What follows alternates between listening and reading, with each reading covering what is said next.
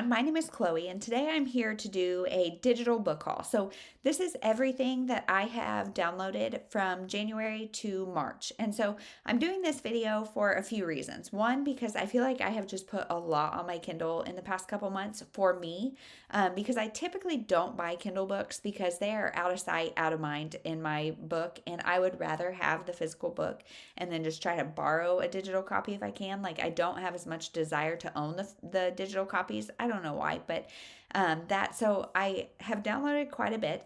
I also want to talk about Amazon First Reads and NetGalley in this video because both of those are services that anybody can access. You don't have to have any sort of like platform, anything like that. So I kind of want to talk about those things just to make sure if you want them that you are utilizing them. And then other than that, just kind of share the things. These are some of which have come out and some are about to come out. So this is both like a digital haul / books I'm really excited about. So let's just get into it and we'll see what this mess turns out to be. So the first things to talk about are Amazon's First Reads. So all you have to do is have a Prime membership and you are given access to one book a month that is either like a very new release or just about to come out. I think they actually might all be like arcs that come out that month or the next month. I'm not exactly sure, but every month you can sign in on the first of the month and you can pick. They've got like 8 different genres and you can pick your Amazon First Read. So I share my Amazon account with my mom and grandmother. So sometimes I get to pick the first read, sometimes I don't. So in January, I picked Hadley and Grace by Suzanne Redford. And this is like I think like a Thelma and Louise sort of story about 2 women. Both are moms, but both are at different stages of life, but both are running from something. I think they maybe commit a crime. So it's like part mystery, part kind of chick lit women's fiction, and these women finding a friendship. And it just sounds so fun. So I am really excited to check that one out. Then, and that one came out February 1st.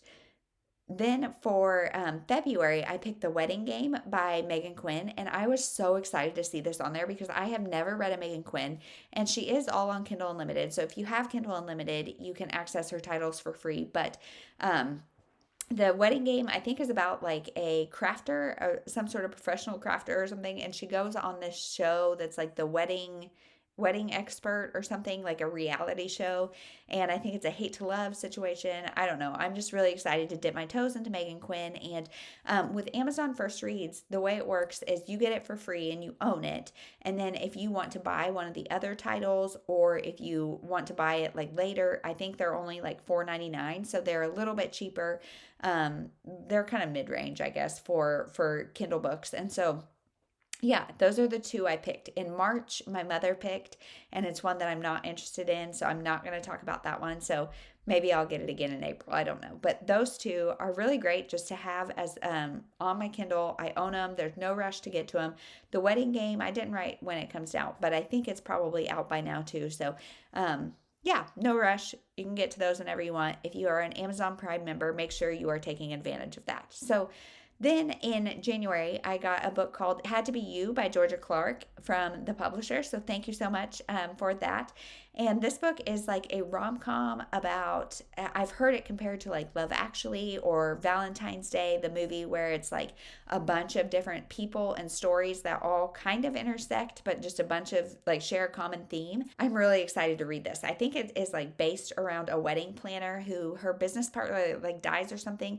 And so she has like an unexpected business partner. And then I don't know, it just sounds super fun. I love those movies. Like there's Valentine's Day, there's He's Just Not That Into You, like all those kind of movies that just show a bunch of different perspectives. I think that'll be really fun. So that was the other thing I hauled in January. And then in February, I got on NetGalley. So NetGalley is another service that anybody can sign up for. You don't have to have a platform of any kind. And this is a digital ARC, which is Advanced Reader Copy platform, and you can go on there and request, and then the publishers have to accept or deny your request to view a title. And so there's always some sort of lag period between when you click like request and then when you get notification that you either got it or you didn't. And so you can click 10 things and you can get maybe approved for 2 or you can get approved for all 10. You don't know. And I personally am very like anal about making sure that I read them by the release date. So that is stressful and crazy. And I don't know why I get on there. I really try not to get on there very often. And so I'm like thankful. I think February so far has been the only month that I have NetGalley things. But let's get on and I'll tell you what I have coming up. So the first one is Mother May I by Jocelyn Jackson. And this one comes out April 6th.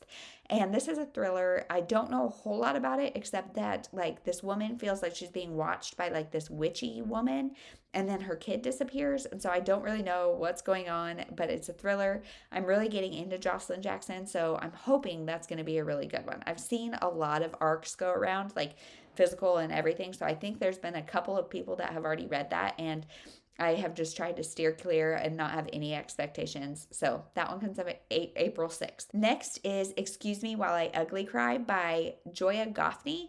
And this one comes out May 4th. And this is a YA romance. I think it's even a debut. And it's an enemies to lovers situation where this girl, she writes down everything. She journals, she makes lists, she just writes down everything.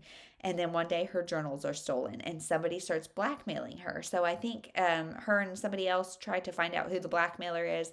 I don't know if it's a romance between her and the blackmailer or her and the person that she's working with, but I'm really excited to read that. And I feel like I could kind of relate to that character because I write a lot of stuff down. And there's a lot of times, especially when I was younger, that like if those writings got stolen, I would have been mortified. Next is The Invisible Husband of Frick Island by Colleen Oakley. And this one comes out May 25th, May 25th. And this one sounds fascinating to me. So this woman, her husband dies and she is in complete denial and just acts like he didn't die. Like she doesn't change a single thing in her life. She acts like he's still there. And the whole town, the whole island, I guess, just goes along with her, like, and pretends he's alive.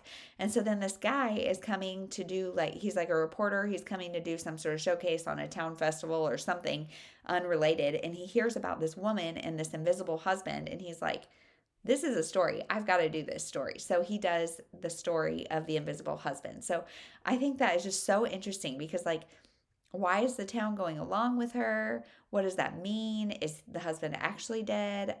I don't know, but it sounds interesting. Next is The Last Goodbye by Fiona Lewis, and this one comes out June 8th. And again, this sounds really intriguing to me. So this one almost gives me the vibes of like The Last Post by Renee Carlino, which it was not my favorite of Renee Carlino's, but in this one, a woman her husband dies again. And I swear this is not like a theme that I seek out, but her husband dies and then she calls his phone to like listen to his voicemail and somebody else answers. And so I think it's her friendship with whoever is on the other end of the phone and hopefully just like working past some grief, working through some stuff. I don't know. It sounds really intriguing. And I think these kind of stories can be done either really well or really poorly. So I'm really excited to see what I think of it. I think the whole concept of like calling a loved one's cell or something to hear their voice and then having that be somebody else is really interesting. And like, I just don't know how I would cope with that or like what it would do. So I really think that's interesting. And then the last one I have on NetGalley is The Girl Least Likely by Katie Loudsenheiser, and this one comes out June 29th, and this one is a YA about a young female comedian, and I think she is just like the girl least likely to win all these superlatives, and it's just her trying to navigate high school and stuff. And sometimes like I feel like YA contemporary is like where I get my reset. So if I ever am like feeling slumpy, I'll pick up a YA contemporary and that normally helps. So I'm really excited to have that one on there and see what it's about. So that is all for NetGalley. So then I did purchase one book off of Kindle in February for the Black Author Readathon. I purchased Queen Move by Kennedy Ryan. And I had really high expectations for this book. And you guys, it let me down. I just did not love this book at all. So now I own it. And that's kind of why I'm like, gosh, I just paid $3 or $4 and I don't even have like a physical book to either put on my shelves or to trade or anything. So I think that's why I'm like, I don't really like spending money on Kindle books, but I did like supporting a Black author in some way, and I'm glad I gave it a shot. So the last 3 books I have to talk about are all from the Libro FM ALC program. So this is Advanced Listener Copy. And this is something that you do have to have 1,000 subscribers on one of your platforms in order to get early access to some audiobooks. So every month there's a handful of audiobooks that are available, and you can pick which ones you want. So in February, I hit 1,000 subscribers. So thank you guys so much. One of the most exciting things was to be a part of this Libro FM program. So in February, I listened to The Paris Library by Janet Skysline Charles. I hope I said that kind of right, but that is a book about the American library in Paris during World War II. So I had no idea that was even a thing. And the American library basically was trying to get books to everybody during the war, to soldiers, to Jewish people, to everybody. And it really brought to light the importance of like literature and books, and just the way it can be so life-giving. And the it also brought like the inequities in access to those kind of things to light. And so I thought it was really interesting. It was something I had never heard of before, and I had some issues with the book, but overall I loved learning about a new topic. So then in March, and that one came out February 9th. And then in March, I just listened to Act Your Age, Eve Brown by Talia Hibbert, and that one came out March 9th. And so that one is the third in the Brown Sisters series. I have not read any of them except that one. So if you haven't read Chloe Brown or Danny Brown, I think you can definitely jump into this one. This one is about Eve, and she is the youngest, and she's kind of like a silver spoon child. Like she lives off of her inheritance or her trust fund, and till one day her parents are like, nope. So because she keeps like having jobs and then they don't last, and so she switches and switches and switches, and she's just like a hot mess. And so her parents are like, okay, you need to have a job for 1 year, and until then your trust fund is cut off. And so she is like, okay, what am I going to do? So she stumbles upon this bed and breakfast and just walks in and says like, hey, I'll be your chef. And the guy's like, nope. She's got like multicolored hair, just is clearly like disheveled, frazzled, just a mess. And so he shuts her down immediately.